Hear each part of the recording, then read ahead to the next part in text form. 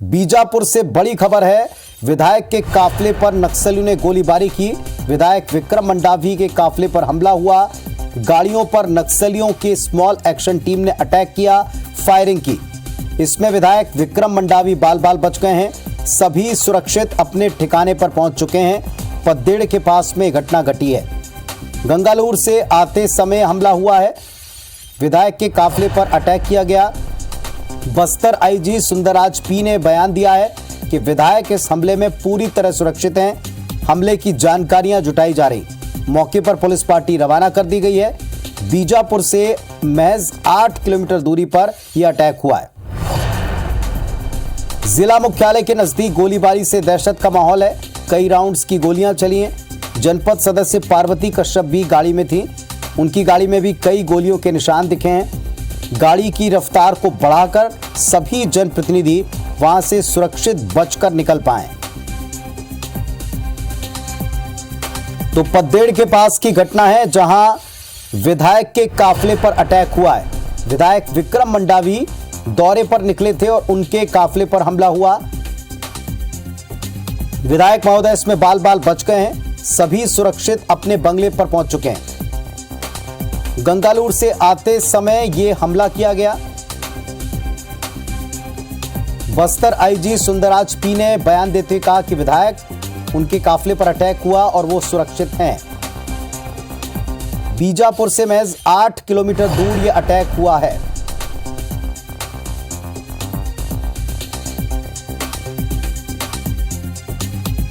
तो विधायक पूरी तरह सुरक्षित हैं।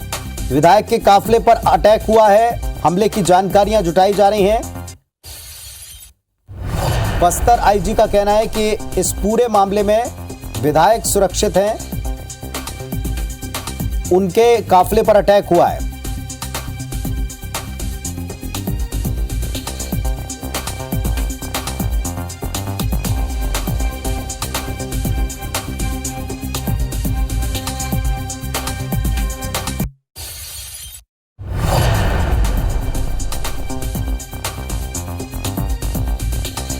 बीजापुर से बड़ी खबर आपको दिखा रहे हैं। बीजापुर में विधायक की काफिले पर अटैक हुआ। नरेश हमारे सहयोगी हमारे साथ जुड़ गए। नरेश, अब तक का पूरा अपडेट बताएं इस हमले को लेकर। देखिए, ये अभी फिलहाल सभी सुरक्षित हैं, सभी लोग वापस आ चुके हैं। लेकिन आज ये पदेड़ा के पास ये हादसा हुआ और ये सभी लोग अपने जनप्रतिनिधियों के साथ करीब 6 अलग अलग गाड़ियों में ये सभी लोग गए हुए थे। और उसके बाद जब वापस आ रहे थे उसी दौरान, क्योंकि बीजापुर से करीब 8 किलोमीटर की दूरी है गंगालूर मार्ग पर, तो उस बीच ये हमला हुआ। और काफी हैरान करने वाली बात यह, क्योंकि मात्र ये 8 किलोमीटर की दूरी है बीजापुर जिला मुख्यालय से, तो उस वक्त ये हमला हुआ और मौके से तेज रफ्तार से गाड़ी चलाते हुए सभी लोग बाहर निकल आए। गाड़ियों में जितनी भी गोलियां लगी हैं, ये सभी जो गोलियां हैं, ये सभी की गोलियां टायर और उसके आसपास की जगहों पर लगी हैं। तो फिलहाल अभी विधायक भी सुरक्षित हैं, सभी लोग सुरक्षित हैं। बस्तर आईजी सुंदरराज पी ने भी बताया कि इस तरह की जानकारी तो मिली है, लेकिन पूरे मामले की तस्दीक करके अपडेट करने में वक्त लग सकता है। लेकिन घटनाक्रम में किसी को कोई नुकसान नहीं हुआ। उन्होंने इस बात की भी पुष्टि की है। इस काफिले में कौन कौन लोग शामिल थे? 2-3 गाड़ियां हम दर्शकों को भी इस वक्त दिखा रहे हैं, और कितनी गाड़ियां थी इसका कोई डिटेल मिल पाया? जी, कुल 6 गाड़ियां थी। और विधायक जो विक्रम मंडावी हैं, उसके साथ साथ जो जनपद सदस्य हैं पार्वती कश्यप, जिनकी गाड़ी में करीब 5 के आसपास गन शॉट लगे हैं। तो ये लोग मुख्य थे, बाकी स्थानीय जनप्रतिनिधि थे। और सभी लोग जो कार्यक्रम थे उसमें शामिल होकर के वापस आ रहे थे। उसी दौरान ये हादसा हुआ, वापसी के दौरान ये हुआ हादसा। और उसके बाद सीधे ये लोग वहां से निकल करके बीजापुर पहुंचे और उसके बाद पूरे मामले की खुद होकर जानकारी दी कि इस तरह का घटनाक्रम हुआ है। और विधायक ने खुद बताया कि उन्होंने स्थानीय जिला प्रशासन को, पुलिस प्रशासन को अपने कार्यक्रम के बारे में पूरी सूचना दे रखी थी पहले से ही। इसलिए सुरक्षा को लेकर वो कुछ नहीं कहेंगे, लेकिन पूरे दौरे के दौरान उन्होंने अपना जो मार्ग है, तमाम जो जानकारी है, वो पुलिस को पहले ही दे रखी थी। क्या इस पूरे मामले में पुलिस ने जो बताया कि वो उन जगहों के ऊपर पुलिस पार्टी को भेज रही है, पुलिस पार्टी जाकर चेक करेगी, तो क्या देखा है? और ये स्मॉल एक्शन टीम ही थी या उनकी संख्या कितनी थी, किस तरह और किस जगह से आए थे, इसका कोई खुलासा पुलिस कर पाई अभी तक?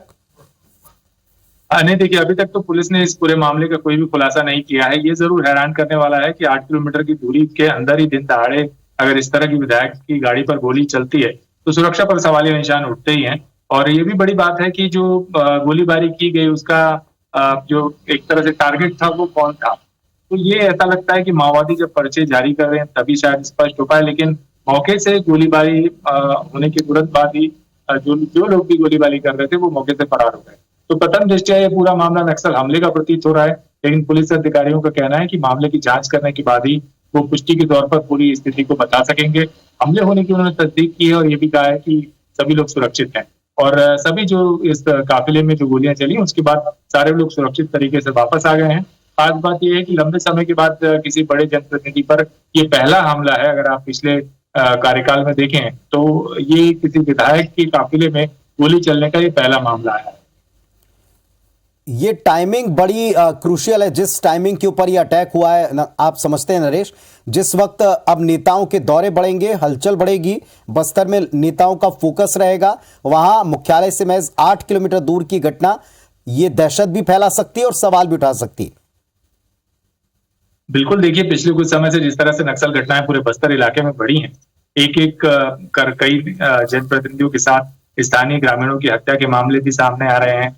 तो ये एक गंभीर सवाल तो बन ही रहा है कि नक्सल खात्मे के दावों के बाद आखिर इस तरह की वारदातों को अंजाम देने में नक्सली कैसे कामयाब हो रहे हैं। फिर वो सड़क काटना हो, ट्रेन का डिरेलमेंट करना हो, तो इस तरह की कई गतिविधियों से नक्सलियों ने अपनी उपस्थिति दर्ज कराने की कोशिश की और क्योंकि सामने चुनाव है इसलिए चुनौती पुलिस के लिए आने वाले दिनों में और भी बड़ी हो सकती है। और अगर पिछले कुछ सिलसिलेवार चुनावों को देखें तो माओवादी ऐसा कोई भी मौका जनप्रतिनिधियों पर हमले करने का चूकते नहीं रहे हैं, लेकिन कई बार ऐसे हमलों के पीछे की जो मंशा है उस पर भी सवालिया निशान उठते रहे हैं कि भाई कई बार ऐसा भी देखा गया है कि माओवादियों के हमले के बहाने दूसरी तरह की घटनाएं सामने आती रही। तो कहीं ना कहीं ये भी एक सवाल उठता है कि पूरे मामले की गंभीरता से जांच करने पर ही असल स्थिति स्पष्ट होगी। कई बार ऐसा देखा गया है कि माओवादी भी ऐसे हमलों से अपना हाथ हटा लेते हैं, उनका कहना होता है कि उसके पीछे नहीं है।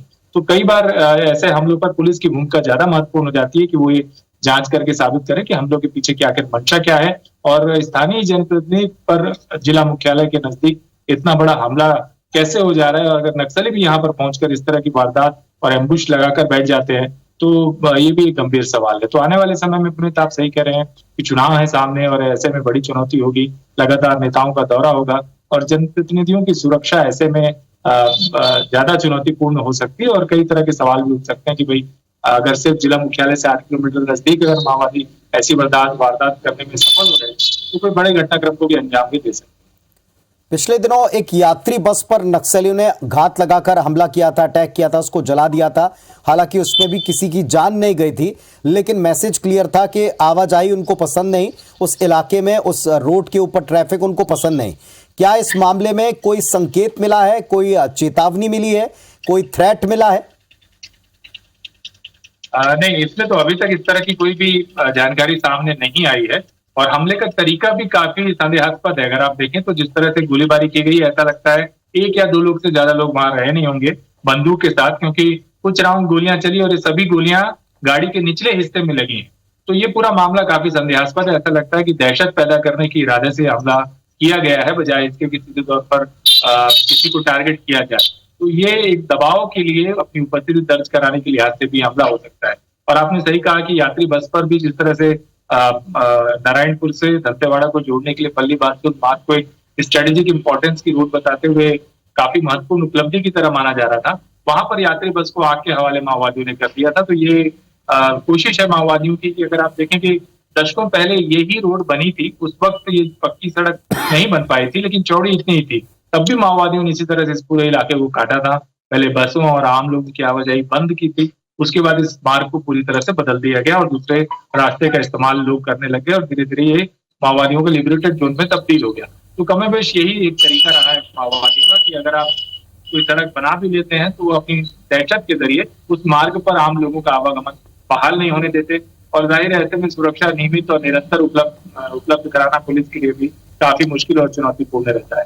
तो माओवादी जो अपनी पुरानी स्ट्रेटेजी है जिसमें जनप्रतिनिधियों को टारगेट करने के अलावा मुख्य सड़कें और जो विकास कार्य के जरिए जिन उपलब्धियों को बताने की कोशिश सरकार कर रही है, उन उपलब्धियों को ही निशाना बना के माओवादी इस तरह के हमले कर रहे हैं। नरेश, क्या इस मामले में, जैसे हम आईजी के अभी स्टेटमेंट को देख रहे हैं, उन्होंने कहा पुलिस पार्टी रवाना हुई है, विधायक सुरक्षित हैं और हमले पर जानकारियां जुटाई जा रही हैं। क्या कोई स्टेटमेंट आप उम्मीद करते हैं कि आज आए इस मामले में, या कल तक का इंतजार करना पड़ेगा ताकि पता चले कि पुलिस को क्या डिटेल मिले हैं, कितने लोग थे, क्या मकसद था, कहां से आए थे, कौन सी कमेटी के सदस्य थे?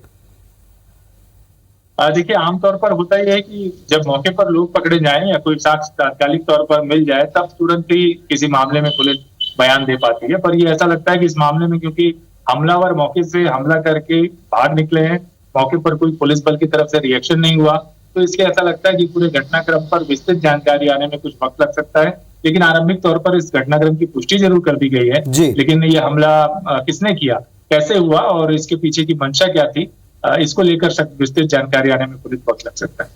चलिए, आप नजर रखिएगा इस पूरे प्रकरण के ऊपर, आपसे भी हम वापस जुड़ेंगे और डिटेल लेंगे। तो इस वक्त नरेश हमको बता रहे थे बीजापुर से बड़ी खबर, विधायक के काफिले पर हमला हुआ, विधायक इसमें बाल बाल बचे हैं, सभी सुरक्षित हैं, अपने बंगले पहुंच चुके हैं। हमारे सहयोगी ने जिन पर हमला हुआ है विधायक महोदय से बातचीत की है। जैसे ही वो सुरक्षित बंगले पर पहुंचे हैं, विधायक विक्रम मंडावी की पहली प्रतिक्रिया आप एक्सक्लूसिवली IBC24 पर देखें।